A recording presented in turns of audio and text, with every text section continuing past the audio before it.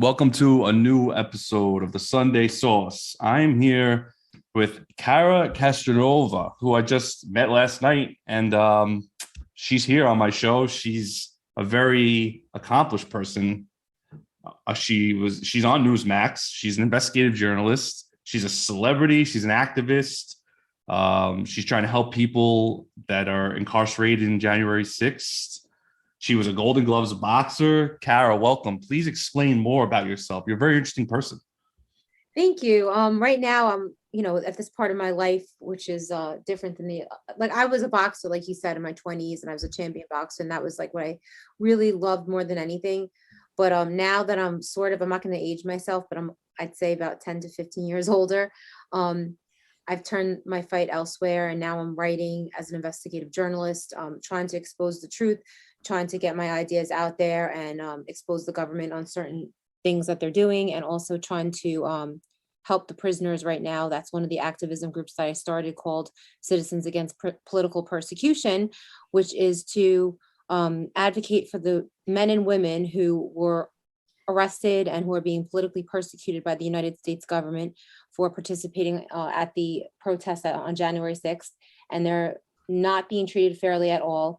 And they are, many of them are still being held in solitary confinement in Washington, D.C. as we speak. And not many Americans know about this. And it's, something that I've been really passionate about and getting the word out there.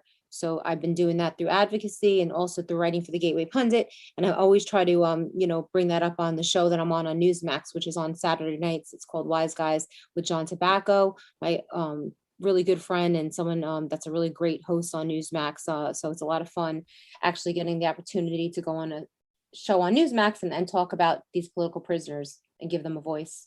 Right. Yeah. I met John last night, actually, for the first time. As you know, Lauren Conlon is a mutual friend of all of ours. So John, very cool guy, very nice guy. So yeah, let's talk about this January 6th thing, right? So I always ask all the politicians I interview, all these people, like the Viking hat guy, whatever his name was, the QAnon guy, right?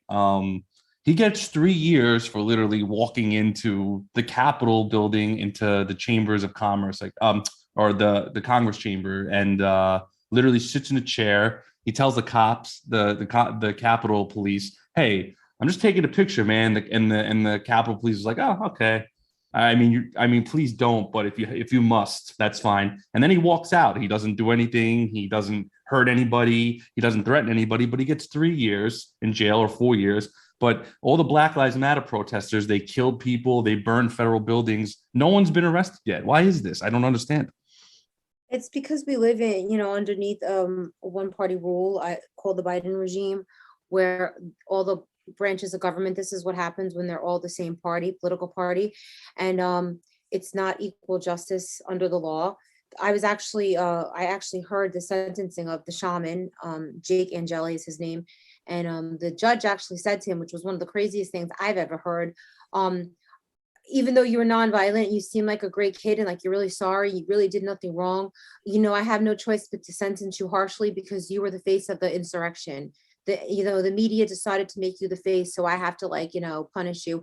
And I'm just thinking to myself, because the media decided to exploit his image, the judge is going to punish him more harshly. That wasn't his choice. So I felt really bad for him. And yeah, you're right.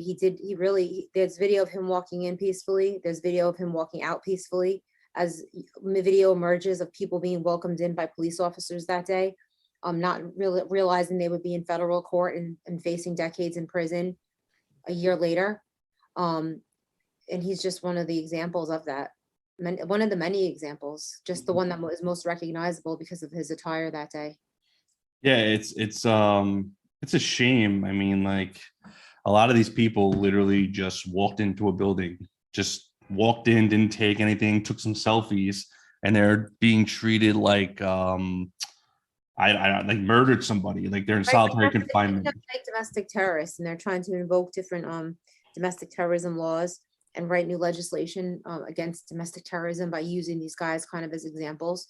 So everybody's going to be affected. It's going to affect everyone's privacy and everybody's due process in the future when they could just throw you into solitary confinement pre-trial for a year, 2 years, 3 years until they decide to get around to trying you. And everybody's okay with that in America. So now they know they could get away with it. And it's only a matter of time before the political pendulum swings. So everybody on the left right now doesn't care. And a lot of people on the right don't care, or they don't know about it. And if they do, like a lot of the senators, they're not saying anything about it until it comes for them. Yeah, like what's his name? Adam Kingser, right? That's the one of them, and Liz Cheney, who are both Republicans who are so anti-Trump, and they are on the January 6th commission, right? I believe those Yeah, two. they're terrible people. Cheney, she's like a real traitor. She would actually throw people, regular American citizens that she doesn't know, under a bus, and let them suffer and literally be tortured by the United States government, and rewrite history, basically rewrite what happened on January 6th into what they're saying was an insurrection, when anybody that was there and anybody that has any sense knows it was not. Just for political purposes. I don't know what her end game is. I don't think she's going to get reelected. She's really disgraceful, and I don't know if they're paying her off. I don't know what her issue is and why she hates Trump so much that she would let men and women in America go literally be tortured. Solitary confinement is considered torture. Yes, it's very bad for the mental health aspect of people. It turns normal human beings into, like, mindless people, just, I Right. guess, right? It's insane. I mean, I talk to some of these guys often enough. I get calls, I'd say, on a daily basis from the jail. Half the time they don't go through because their phone lines are so messed up. But I'm actually one of the guys in solitary confinement. They're all in solitary confinement in DC jail. 22-hour day lockdown. They come out for 1 hour, but they have the ones that are in the hole actually are even worse, if that's possible. So they don't even get to come out between Friday and Monday, and their rec hours spent in another cell, shackled to watching some like TV programming, I guess the jail picks for them. And they're showering, I believe, where they're literally, from what I'm understanding, also like they're led to the shower in shackles and pretty much tied up when they're showering. And there's 4 guys in there right now, and they've been in there for a while. One guy's been in there for 4 months. I think anybody would go crazy. The other 3 were just arbitrarily thrown in there a couple weeks ago. And again, it's against the not the Geneva Conventions. It's against the Nelson Mandela rules of the UN to have anyone in solitary confinement for over 14 days. Mm. And they're literally breaking international codes on torture, and it's literally lawless what they're doing and getting away with. And literally nobody cares. It's crazy to me. It's insane, because enough people know now where people should be really, really fighting for these guys. If there were like even just 10 more people like me, I think that we would have a lot of success. But people, it's figure, it doesn't affect them. I'm not a white supremacist, quote unquote, domestic terrorist, so it's not going to affect me. But these people were just everyday guys, just like you and me, and just regular people that are at the rally that are being targeted because they need some people to take the fall, to turn this into an insurrection and to get, and use it as a political weapon, and to keep Trump out of office, and whatever other crazy agenda that they have by persecuting these people. Have you linked up with, what's his name, Joseph McBride, that big shot lawyer who is trying to get all these guys out? Yes, Joseph McBride's a friend of mine, and he's a great guy. He's a great attorney. I'm really looking forward to watching him, in DC, because I went to a few of the trials so far and watched them. And every time I'm witnessing these horrific public defenders, for the most part, who aren't even defending their clients. They're literally throwing them to the wolves. So I'm actually looking forward to a lawyer who's actually going to fight for his clients, show evidence, call witnesses. Like nobody's done that so far. So I'm looking forward to seeing Joe McBride in action. Like I said, he's a friend of mine, and too bad there aren't more of him, but he's one of the not many that are fighting for these guys that are actually talented. Yeah, I heard him many times, come on Fox News, Newsmax, and he's very passionate. And he says there's a lot of police brutality footage, actually, from the Capitol riots. Mhm. And yeah. There is. He sees a lot of things that we unfortunately as media can't see, and it drives me crazy, because I talk to guys in jail, and I talk to attorneys like McBride, and they're telling us about all this discovery footage that has a court order on it, so they're not allowed to share with the media or the public, because then, and if if there wasn't that court order, the whole public would change their mind about January 6th, because then they would see that there was a lot of police brutality for whatever the reason that day.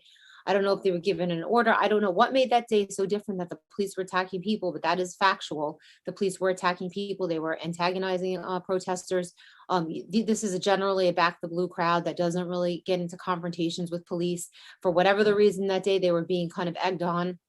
And there's so much footage to show that we're not able to see in the public, which is just a shame, because any guy that's been tried so far with a jury trial has been found guilty on all charges. The jury is so polluted, especially in Washington, D.C., a city like that. Honestly, like, I'm just being real, like, they heard it's like 92% Democrat or something like that. And they're completely brainwashed. Like, good luck trying to go down there like we did and like do any interviews with normal people, because you really won't find them walking around on the street. And I'm just being honest. They're so brainwashed by the fake news that they will, and there's not a single person on this that I've met in my travels in Washington, D.C. that would be a fair regular juror for one of these guys to stand trial. So it's just really a shame, because they don't stand a chance with the jury trial. There was a guy who had a bench trial by judge, and he was actually found he was acquitted of all charges, because the judge is able to see things not emotionally, and that this person, no, this person might be painted as an insurrectionist by the media, but actually they didn't do anything wrong technically, so they have to be found not guilty. So if anyone is going to trial, I always tell them now, like, go for a trial by judge, not for a jury trial, because the jury is so brainwashed by the media that they've been consuming for the past year and some months now since that day, that they'll never be able to change their mind. Even if facts came out and proved them wrong, they're just going to hang on to that narrative. I wonder if the subway shooter of last week is getting this kind of treatment in jail, solitary confinement, who actually was a domestic terrorist. But, first reports, they wouldn't name him a terrorist, but he really was a They terrorist. did name him a terrorist, and then I don't know how. I think that was a hate crime. I don't know. From pictures I saw of the victims, it seemed they were a lot of Asian people, but I'm surprised that they haven't labeled that a hate crime. It's weird. It was right above Chinatown in Brooklyn. Yeah, right. It was right on 36th Street. But Mayor Adams first said this is not a terrorist attack. This is not terror. This is not terror. But I believe the FBI, if you shoot up a transit system, that is considered terror charges. I guess So he had no choice, but then that's really easy for him to avoid calling it a hate crime, which right, it's right. frustrating for me. Like, I thought that when the woman was shoved in front of the train, that was a hate crime. I Of understand course, of course. people are mentally, when people have mental illnesses, that doesn't mean they're not capable of hate crimes just because they have a mental illness. Like, all these Asian women are getting killed and nobody's Correct. what it is, and it's frustrating for me as someone who's Asian to and I'm not I believe me, I'm very careful and cautious when it comes to using the word hate crime, because I know it could be weaponized for Mhm, political mhm. purposes, and I don't like to use terminology like that. But in these cases, I really do think that they're hate crimes, and for whatever the reason, Mayor Adams is not acknowledging that. Well, do you know there's still sick Asian democratic individuals who still blame white supremacy on Asian hate crimes when I mean, let's be honest, 90%, 98% of the Asian hate crimes done in New York City are done by minorities. Right. So where is the white supremacy? I'm very confused. I'm very, Very very brainwashed. confused. White supremacy is the boogeyman, and it's very dangerous. They're using that like buzzword, white supremacy, because nobody wants to be like around quote unquote white supremacists. So they just use that for everything to kind of like cast a shadow and make nobody ask questions. But I mean, yeah, you're right. Like, I don't see how white supremacy causes an Asian hate crime by another minority, but I guess these people have their logic in their minds, and they believe this to be true. But obviously, I don't think that's true. And how could we solve the problem? How could we make these problems stop happening? These Asian people stop getting attacked if we don't actually acknowledge what's really going on? Like, how Right. can we actually figure out the problem? Like, these people are, being attacked. Like, we need to like get to the root of the problem and like call it out like it is. And nobody wants to do that. And it's just really frustrating, because I have family, like I'm half Asian, so I guess I pass for like I could be anything, but I have a lot of Asian relatives that are literally afraid to go out of the house, which I think is ridiculous. I don't think they should be afraid to go out of the house, but they're watching the news constantly, and they're fearful, that on top of all the other fear mongering in the media.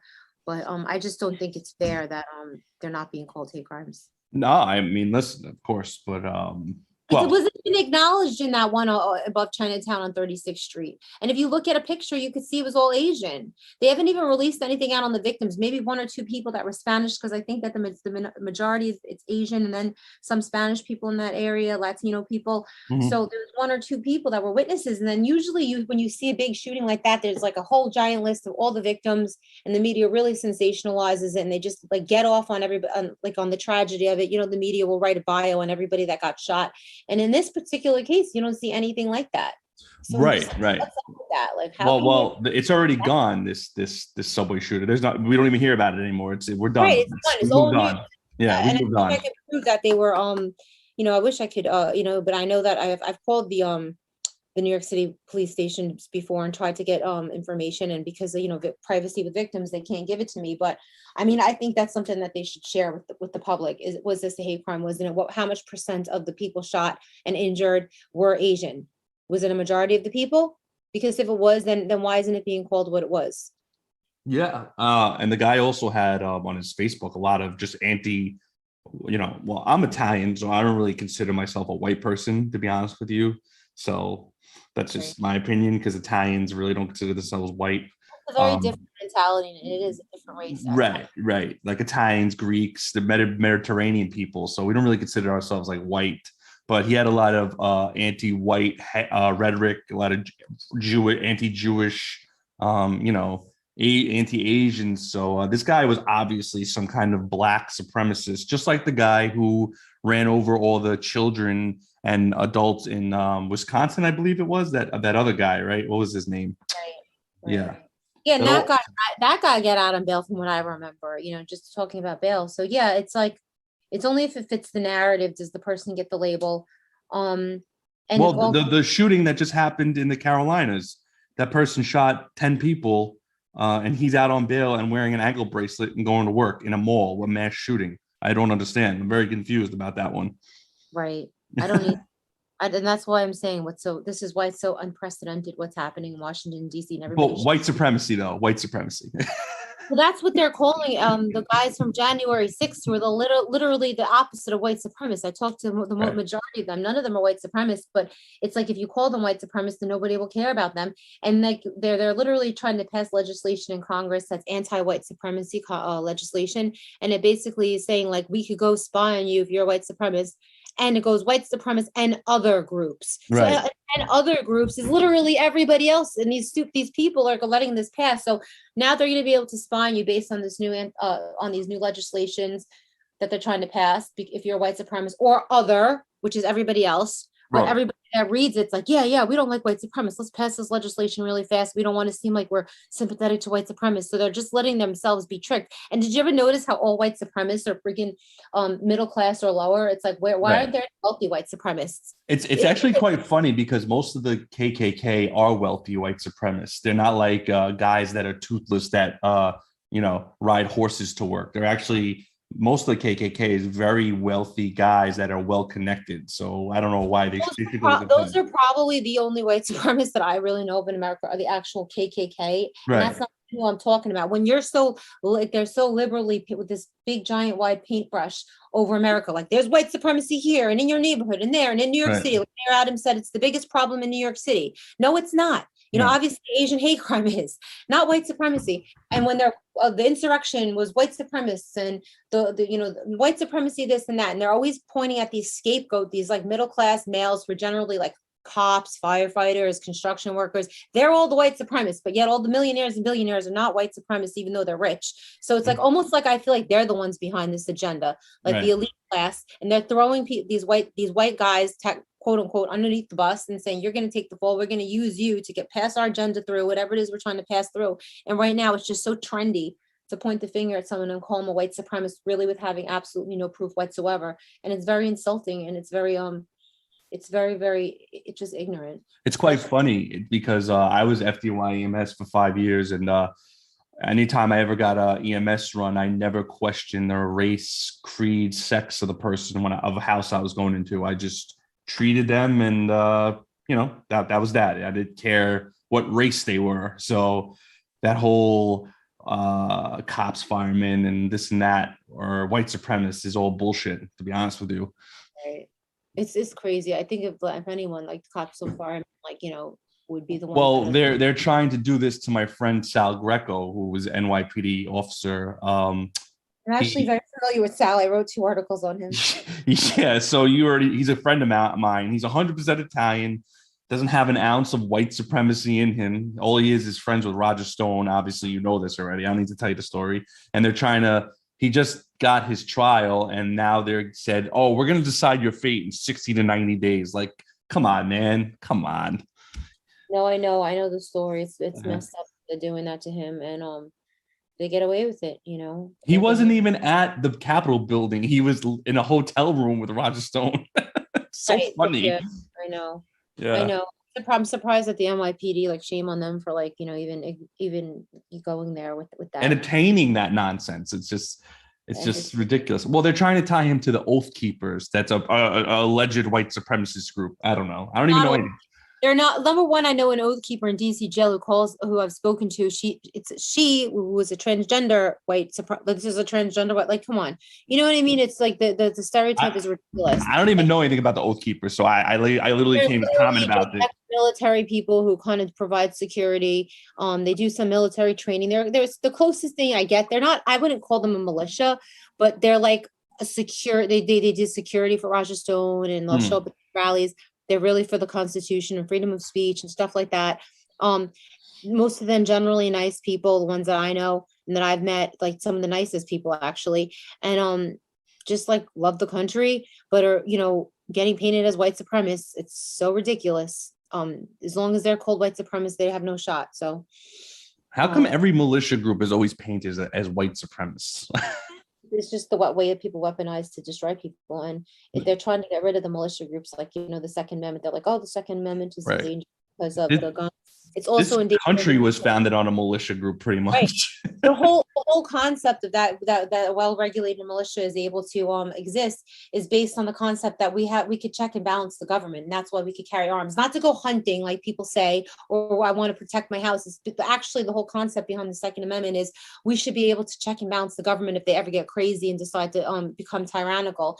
And they're literally trying to knock that mentality out of us. And that's the mentality that is the different mentality between us and every other country, is that we have all these people that feel and that we're taught that we are allowed to challenge the government. We could actually challenge them in war if we want to, even though it's like we're really not going to. We can if we want to, because we constitutionally are protected to challenge the government. And they're literally trying to what's the word? Castrate that out of us. To like take away guns, like demonize militias, like Proud Boys who are a drinking club. They're not a militia. Like, let's just pick these groups of guys and demonize them, throw them behind bars, call them white supremacists, and knock and castrate like anybody ever wanting to join a militia or challenge the government again. Like, let's knock that mentality out of the next generation. And I guarantee the next generation will know nothing about any of that mentality. No. So let's turn the clock back. What got you into all this victim advocacy and investigative journalism and all this kind of stuff? I would say that for me, like, I really started becoming active with activism when lockdown happened, because I was so I'm like claustrophobic. I did not appreciate how they were locking everybody down and saying stay in your house. I'm an active person. I like to go jogging. I like to work out. They closed down all the gyms, so my mind just started really thinking something's not right here. I remember I went jogging one day to the park, and they actually padlocked the parks, and I'm like, something's very wrong here. And I just started doing a lot of investigating on what was really going on, and that kind of started it for me. And I think when it started for me, like at the time, my theory was that something was going to happen at the end of the year that was going to be really bad. And then look what happened. Lo and behold, that the election happened. Donald Trump was out of office January 6th. And I was there on January 6th. I didn't get anywhere near the building, thank God. And the FBI has been to my house twice, which I looked at that like, okay, I could either shut up like they're trying to scare me into doing, or I could really start advocating more. And I felt like that was the smarter thing to do to protect myself, was to actually start exposing what's going on more. Right. And being there on that day and seeing what I saw and seeing what really happened gave me so much empathy for the people that were being persecuted, because they could have been anyone that I was walking with that day. It could have been anyone that I know that go to the rallies in New York. It could have been anybody that I literally go to church with. They were just regular people. And it just really like, I'm very an empathetic person, and I just started investigating that more and realizing it could have been me. Like, a lot of people were literally let into the building. I think any average American person, when they see a cop, they trust the police, especially this crowd, saying, come on in, they're going to go in. And then they're being persecuted. So I just felt like nobody was talking about it, which really baffled me.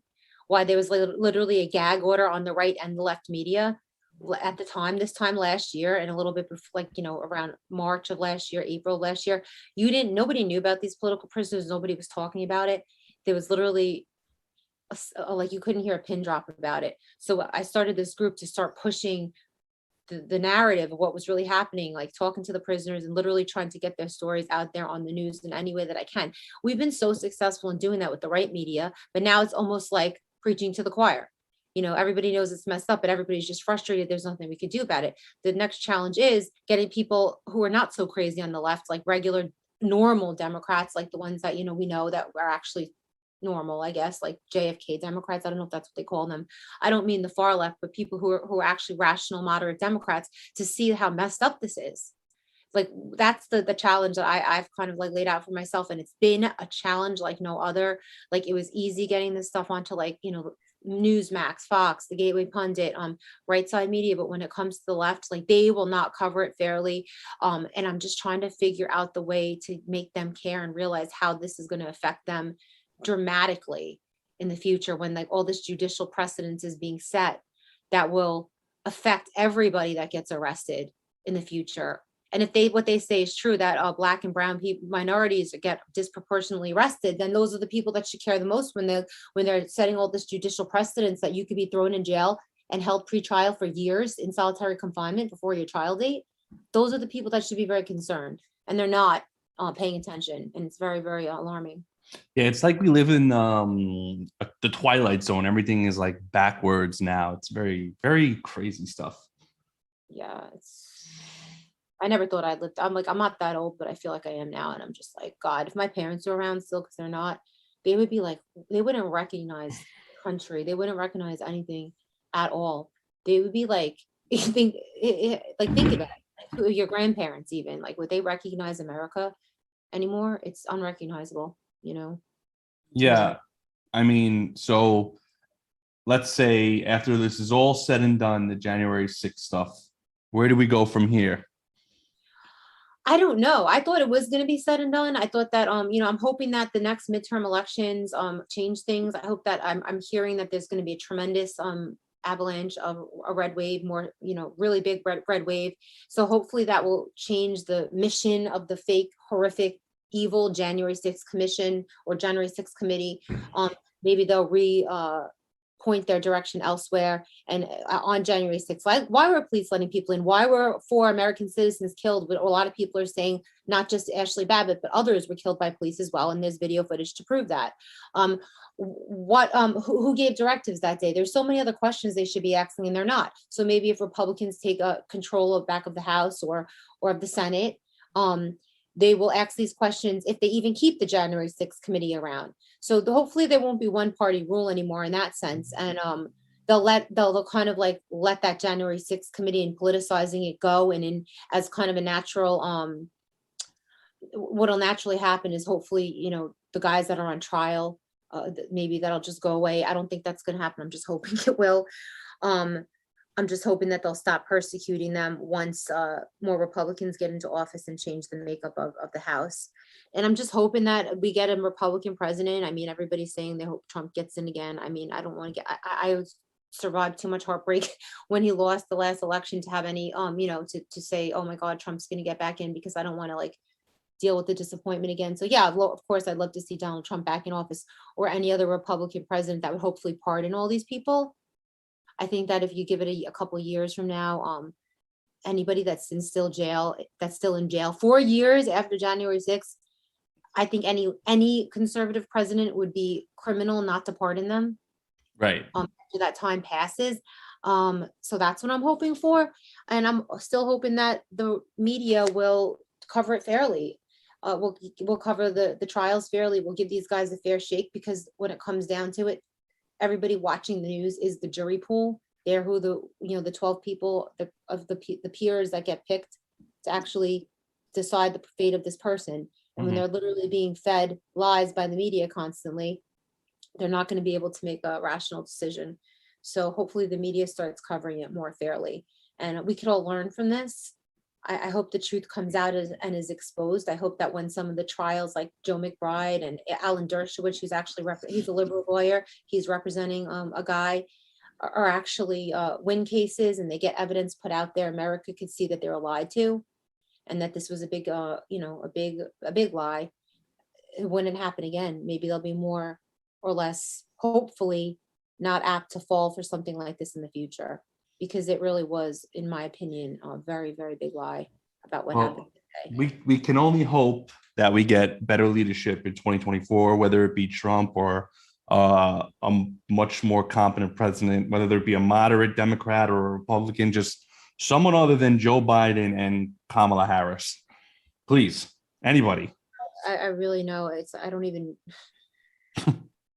it's so frustrating, anybody other than them, you're right. But, I'm just hoping it'll pendulum will swing and a conservative president will come in and hopefully pardon these guys. Well, My heart goes out to them and their families and the suffering that they've been through like no other. I don't think anything like this has ever happened in American history. And I really mean that because I've studied American history where people were prisoners basically of war or by their own government. mhm. Literally the Biden regime. When I think of it, I literally have the visual in my head of, you remember how like the king lives in the castle and then all the prisoners are in the dungeon underneath the moat? Yeah. It's Like the right gulag. right. And then there's Yeah. DC jail like a mile down the street, and all these guys are being detained in the hole, literally like the key thrown away in the Biden's dungeons. Literally, that's what's happening.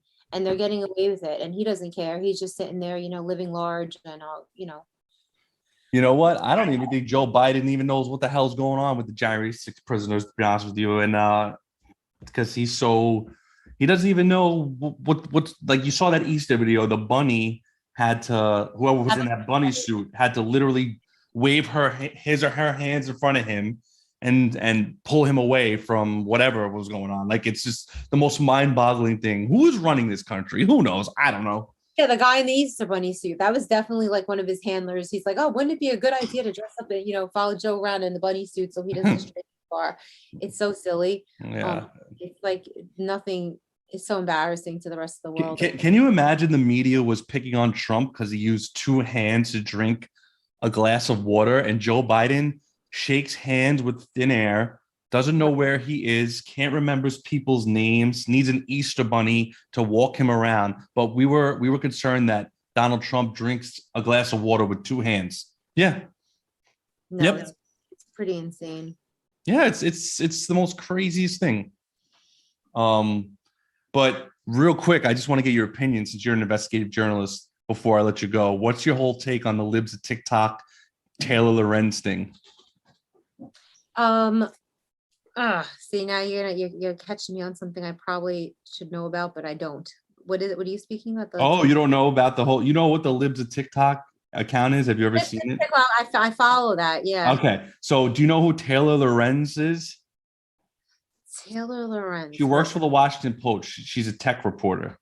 Okay, I'm Googling this now as you're talking. All right. My Google doesn't work. I caught you on the fly. All right. So basically, Taylor Lorenz 2 weeks ago, she was on MSNBC and she literally cried like a baby that people bully her online because you know what doxing is, obviously. I don't need to tell you this. Right, yeah. Because she doxes people, or she got doxed. I don't know about doxing, and she bullies people. She's the one who bullies people. So people like literally verbally eviscerate her online. So she went on MSNBC 2 weeks ago and cried. So what did she do yesterday or 2 days ago?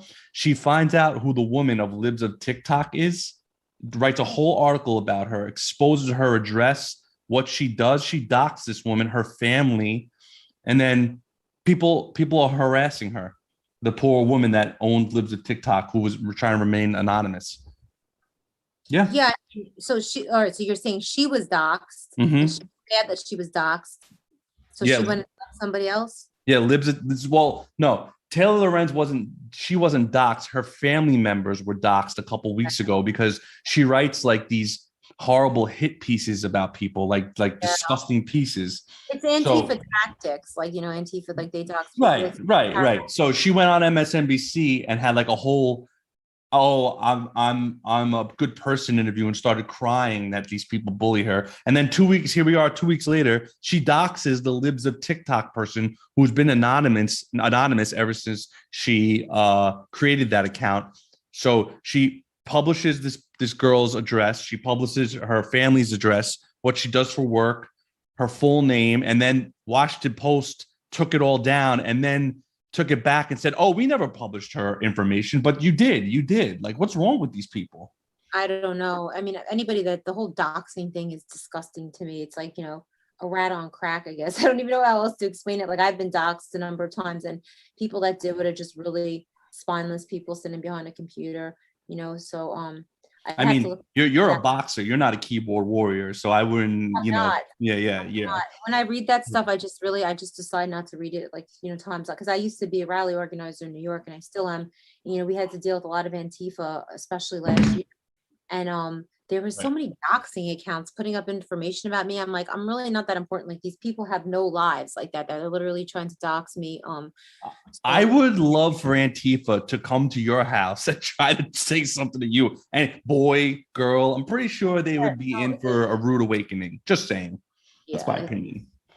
I don't even know who Antifa is. It's like with their stupid masks on. Sometimes I think They most of they wear they wear hockey equipment and like I don't even know what they wear. I seen them in the street once. I'm like, all right. I live in Bay Ridge. They tried to come here during the Black Lives Matter riots, and they were sorry they came here. That's all I'm gonna say. Because they not only did they have the residents of Bay Ridge, Brooklyn, they had the mafia, they had biker gangs. It was a whole. They never ever came back here again. They were very sorry when they came here. That's all I'm gonna say. Yeah, I spent like I went through a period in my activism last year where I really was trying to reach out to like the left, thinking we should come together.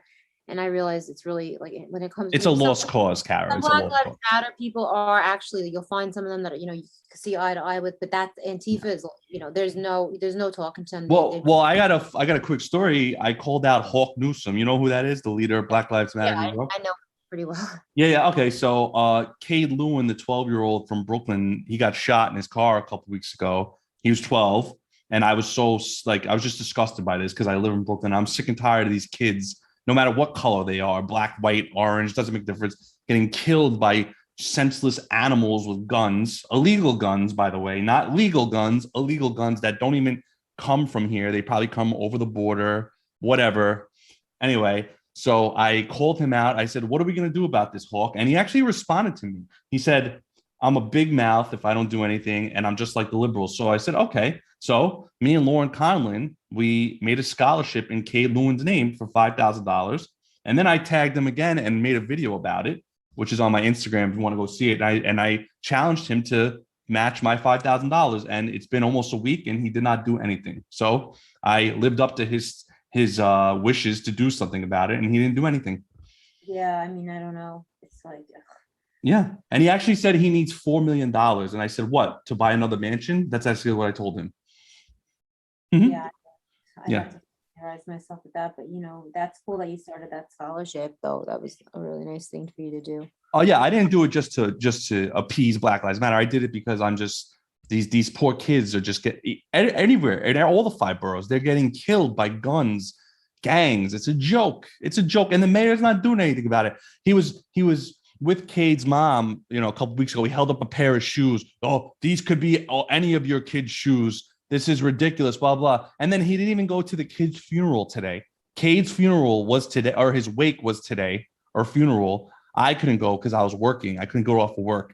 But Mayor Adams didn't go due to a scheduling conflict. Do you believe the balls on him? Literally. Yeah, no, I mean, Mayor Adams, I really wanted to like him, and I still do, but there's so many things that I'm disappointed about. No. Like I really thought he would give back the people who didn't get the vaccine their jobs that Nah, nah, nah. I thought he would start calling out Asian hate crimes, like calling it what it is. He's not doing that. no. He still has a little bit of time to go as I mayor, know. but there's nothing that he's done. I think that's really, like, he said he was going to make it safer, and he was a former cop. And as far as I know, the crime has been up. It's getting worse. It's getting worse. So he's weak in that sense. of course I want him to do well, because it's scary, like going into a city that's so unsafe where people are getting shot and thrown in front of trains, Right. and seemingly nobody cares and nobody's saying it's Asian hate crime. And sorry, I'm fixated on that because my family's Asian. No, it's good. But it really bothers me. And again, like I said, I hate using the word hate crime, because it's literally, But it is a hate crime though. They are hate crimes. So it gets politicized, and they call things hate crimes sometimes that are not, and they do it to like cause dissension and make everybody hate each other, and saying this person hates you and whatever. That stuff bothers me when it's politicized. But in this case, there is ridiculous amounts of Asian hate crimes in New York City that are literally going unacknowledged by the mayor. Right. Who's pretending they don't happen, who's pretending that New York's safe, and it's not, and it's frustrating. Right. Well, listen, Cara, you gave me a lot of time. You are very informative. Where can we find you on social media, and how do we help your victim advocacy? You can find me on Instagram, which I don't really use much, but I guess I always say I'm gonna try to do it more, because I'm suspicious of them, just like Facebook, which I was banned from. I might start another account on Facebook. They told me that when I was banned, and literally this is for posting stuff on the prisoners and telling the truth. And I'm very well, because you're an Asian white supremacist, obviously. Right. That's it. It's funny that you say that, because the last post I made was, do I look like a white supremacist to you? I was at a rally, and I was, I think I said, do I look like, obviously I'm not, but people are calling me that. And all of a sudden, my whole 20 years of Facebook memories, blogs, pictures, videos gone. I try to appeal it, and they say it cannot be appealed. It's a decision is final. So they're owned by the same people that own Instagram. I wish that someone would come up with a company that was like, how MySpace went completely under the, nobody what goes. I wish that would happen to Facebook. You know what I mean? All of a sudden Facebook became MySpace, and there was a new platform that was actually for free speech. But I'm not on Facebook right now. I'm going to try to get back on Facebook for different reasons. Not that I want to be, but it's sort of a necessary evil. That's a whole nother topic. But you can follow me on Twitter. It was where I'm most active right now, at Cara Castronuova. Go to my website and contact me on my form at caracastronova.com or caracastronova.net. And my name is spelled with the U. It's CASTRONUOVA. And you could also check out my work on the Gateway Pundit on the prisoners. I usually publish a few articles a week on there. And check me out on Newsmax at 10 p.m. Wise Guys with John Tobacco. That's the show I'm on Newsmax. It's a lot of fun to watch. It's a really we try to like have a little bit of fun with the news of the week. And last but not least, go on Citizens Against Political Persecution's website, which is citizensapp.us, to find out all the latest information on the political prisoners in America and how you could help volunteer or donate to help these guys out. Great. Thank you for your time, Cara. You're welcome. Thank you so much. Bye.